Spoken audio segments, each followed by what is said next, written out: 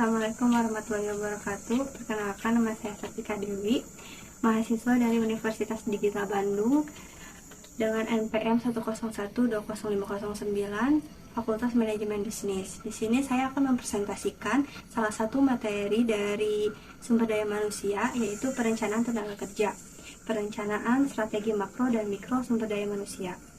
Video ini dibuat untuk memenuhi ujian akhir semester.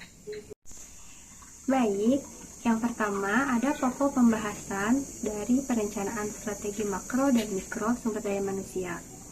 Pokok pembahasan yang pertama yaitu fungsi perencanaan makro SDM. Yang kedua ada kerangka perencanaan strategis makro SDM. Dan yang terakhir ada perencanaan strategis mikro SDM.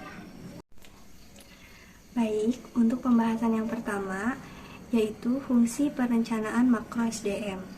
Fungsi perencanaan makro SDM oleh pemerintah adalah untuk menetapkan pilihan kebijakan yang harus dilaksanakan, tujuan yang ingin dicapai, dan cara mencapai tujuan pada tingkat nasional. Perencanaan strategis makro tentang SDM merupakan perencanaan tenaga kerja secara nasional dan perencanaan kesempatan kerja dengan memiliki beberapa fungsi. Fungsi yang pertama yaitu mendorong pertumbuhan ekonomi, yang kedua meningkatkan kesejahteraan masyarakat, dan yang ketiga memetakan kebutuhan SDM dan dirancang mulai dari hulu hingga ke hilir, dimulai dari masa perencanaan sampai pendidikan tingkat tinggi. Menurut Kinsey bahwa di Indonesia memiliki peluang sangat besar untuk menjadi negara berkekuatan ekonomi tinggi di dunia. Karena mengingat potensi sumber daya manusia yang ada di Indonesia sangatlah luar biasa. Jumlah penduduk yang besar dalam jangka waktu 2 sampai dengan 30 tahun. Kebutuhan tenaga kerja dapat dipenuhi oleh lulusan pendidikan, pelatihan berstandar, dan kursus-kursus yang ada di Indonesia. Untuk selanjutnya adalah kerangka perencanaan strategis makro SDM. Perencanaan merupakan sebuah keinginan yang kuat dari suatu organisasi atau perusahaan untuk memberikan jaminan yang baik dalam waktu jangka pendek maupun jangka panjang tentang pemenuhan kebutuhan SDM secara kualitas dan kuantitas. Perencanaan SDM secara makro harus dimulai dari awal kehidupan manusia, yaitu dari prasekolah hingga pendidikan tinggi. Bahkan, yang sangat ideal adalah dimulai sejak manusia akan melaksanakan pernikahan dalam merencanakan hidup berkeluarga agar keturunan yang dilahirkan merupakan generasi unggul yang bergizi cukup dan seimbang, memiliki tingkat kecerdasan yang tinggi, dan jauh dari keadaan keluarga yang kekurangan gizi. Komponen dasar kualitas hidup manusia dapat dilihat melalui 3 pendekatan dimensi dasar yang diukur dari 4 indikator, yaitu yang pertama, kesehatan, berupa umur panjang dan hidup sehat. Indikator yang diukur adalah angka harapan hidup. Dan yang kedua adalah pendidikan, berupa pengetahuan. Indikator yang diukur adalah rata-rata lama sekolah dan harapan lama sekolah. Dan yang ketiga, pengeluaran berupa standar hidup yang layak. Indikator yang diukur adalah pengeluaran per kapita. Untuk selanjutnya adalah komposisi tenaga kerja di Indonesia pada tahun 2019 berdasarkan tingkat pendidikan.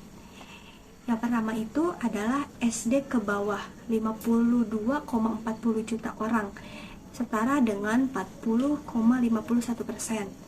Yang kedua yaitu tingkat SMP bernilai 22,97 juta orang dengan presentasi 11,3%. Yang ketiga, pendidikan SMA ada 23,10 juta orang dengan presentasi 17,86%. Yang keempat adalah SMK dengan 14,63 juta orang dengan presentasi 11,31%.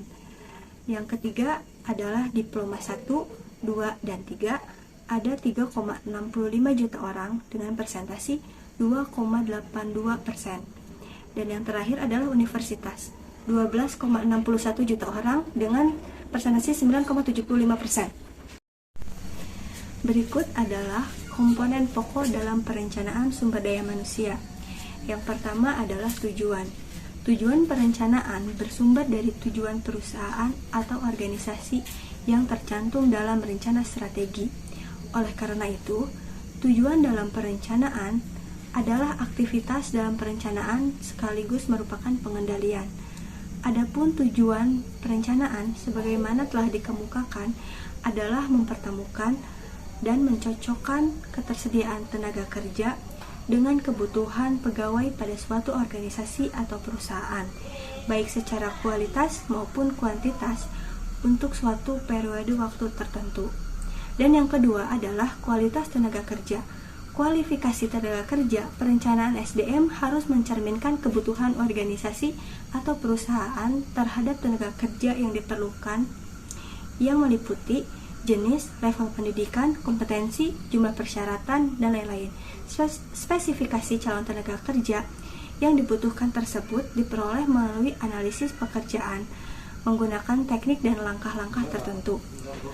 Melalui analisis tersebut, maka akan dapat diprediksi atau dibuat perkiraan kebutuhan tenaga kerja. Yang ketiga adalah menentukan forecasting atau perakiraan. Menentukan perakiraan atau forecasting kebutuhan kerja adalah kebutuhan tenaga kerja dilakukan berdasarkan kebutuhan kualifikasi dan kompetensi, jumlah, jenis, level, dan lain-lain.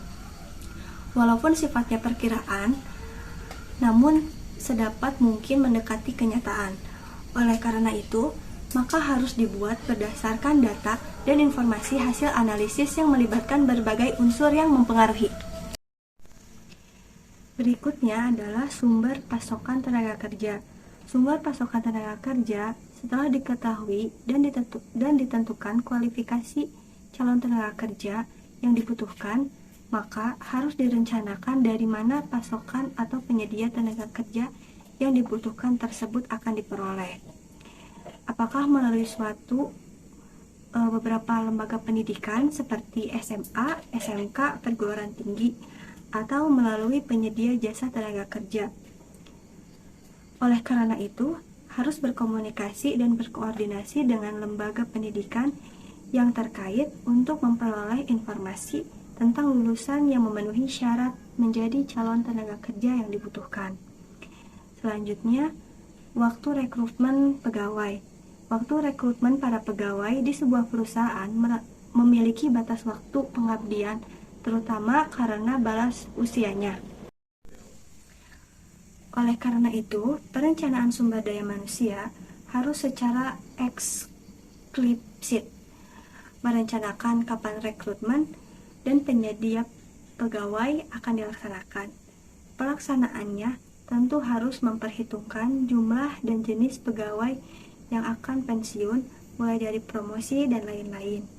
Selanjutnya yaitu pelatihan atau training lulusan dari lembaga pendidikan baik formal maupun non-formal.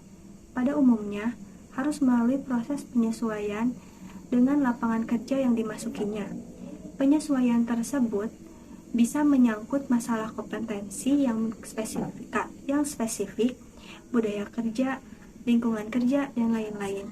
Oleh karena itu, dalam perencanaan sumber daya manusia perlu dimasukkan rencana diklat atau training bagi pegawai baru. Berikutnya adalah perkiraan pendanaan setiap aktivitas dalam sebuah perusahaan. Dalam perencanaan harus mencantumkan perkiraan kebutuhan real agar perusahaan memiliki waktu yang cukup untuk mempersiapkan dan mengalokasikan anggaran yang diperlukan. Apabila perencanaan SDM pada tingkat makro atau nasional dibuat dengan benar, dilaksanakan dengan benar, dan menghasilkan lulusan yang tepat, maka perusahaan atau organisasi akan memperoleh banyak keuntungan. Antara lain, yang pertama yaitu memperoleh kepastian pasokan calon tenaga kerja. Karena adanya kepastian pasokan calon tenaga kerja yang sudah terencana secara makro, maka perusahaan tidak perlu lagi memikirkan dari mana dan bagaimana cara mendapatkan calon tenaga kerja yang dibutuhkan. Yang kedua, keuntungan waktu. Waktu yang diperlukan untuk memperoleh tenaga kerja yang dibutuhkan menjadi singkat karena tenaga tersebut sudah tersedia, maka perusahaan bisa memenuhi kebutuhannya secepat mungkin. Dengan demikian, kegiatan usaha atau produksi, baik barang maupun jasa, tidak terhambat. Dan yang ketiga adalah menghemat biaya. Jika tenaga kerja yang dihasilkan oleh dunia pendidikan, baik formal maupun non-formal, sesuai dengan kebutuhan, maka perusahaan tidak perlu melakukan training untuk meningkatkan skill calon tenaga kerja. Kalaupun diperlukan, sifatnya hanya orientasi dan adaptasi, dan bisa dilakukan sambil berjalan, mulai bekerja dan mengimprovisasi di bawah bimbingan seniornya. Yang keempat, dapat memesan dan memberi masukan.